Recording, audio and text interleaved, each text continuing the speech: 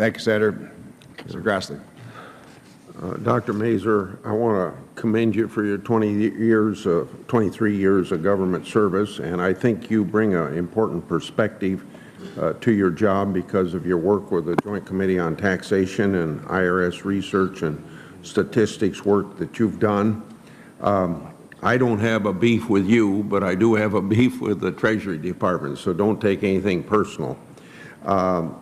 And as a background to why I raise questions about whistleblowers is because you want to remember that I got the False Claims Act passed in 1986, and the Department of Justice says that's brought $30 billion back into the federal treasury. So I have great respect for most whistleblowers that come to me with information or come to you with information.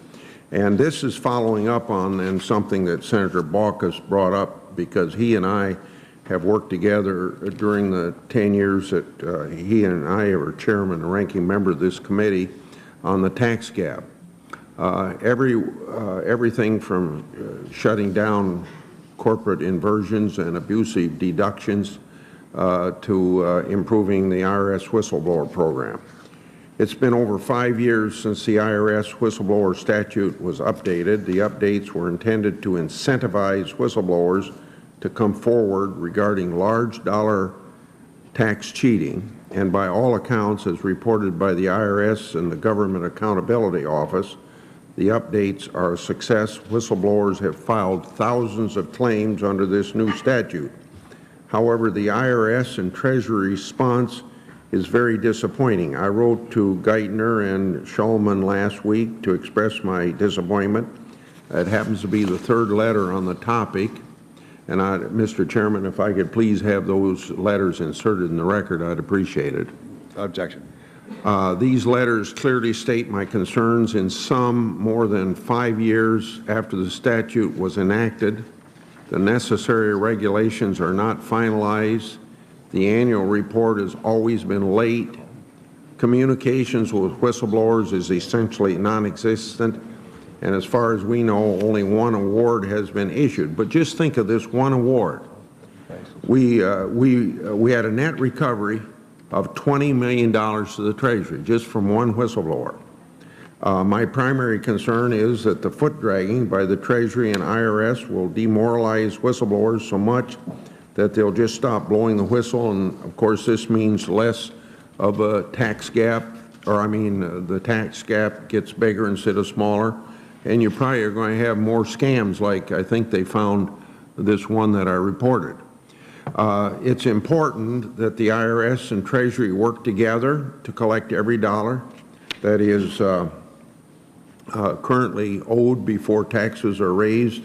And this president continues to push for more tax increases. So, after 5 years, whistleblowers deserve to know at least the month and hopefully the year when they can expect guidance. If you're not able to say right now, I'd give you the opportunity to give me an answer in writing. I would like to know when I can expect to see the whistleblower report for last fiscal year, which ended September 30th, 11.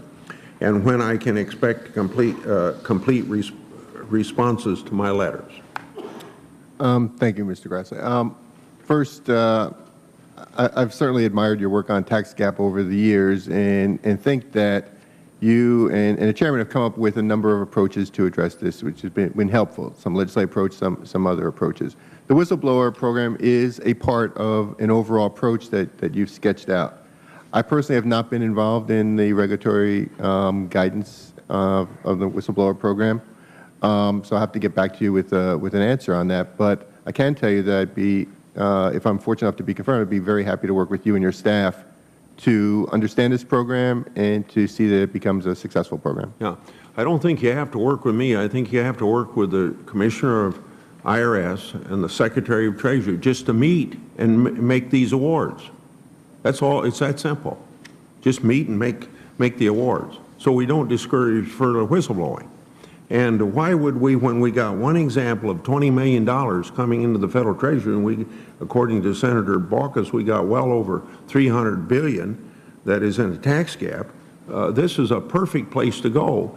But you know what I kind of suspicion, and I suspicion this from the reluctance from 86 till about 93 to get the Department of Justice enforcing the False Claims Act, is that there's professionals within the departments didn't want the public to know they weren't doing their job and weren't following up on the fraudulent use of taxpayers' money. And I wonder if we don't have the same problem in the IRS, that these people, if they admit that whistleblowers are bringing them in $20 million, that somebody isn't doing their job.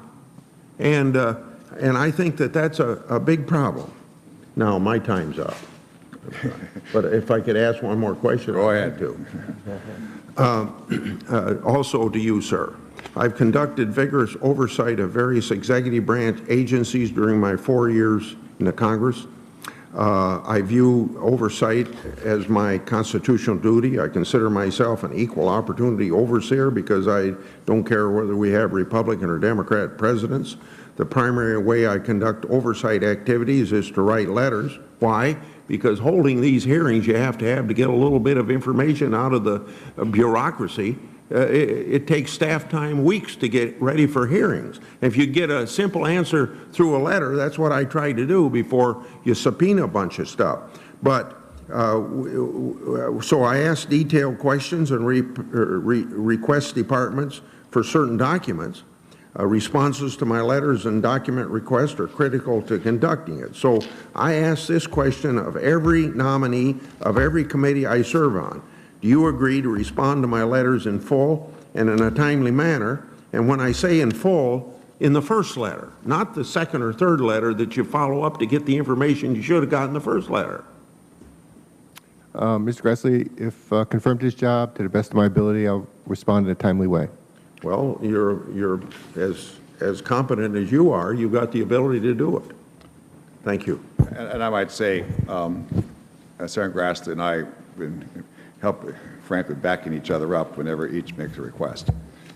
Some years he's been chairman, some years I've been chairman. We just feel it's best the committee work together and help each other out. So again, as I mentioned earlier in the hearing, if any of you, if Treasury receives a letter from either the ranking member, that's Senator Hatch, that includes Senator Grassley, he's honorary ranking member, and that's a letter from me as well, and I urge you to respond timely. And he's always backed us up too, and I thank you very much for doing that. You bet. Not just recently, ever since 2001, as far as I know. Yeah. Thank you.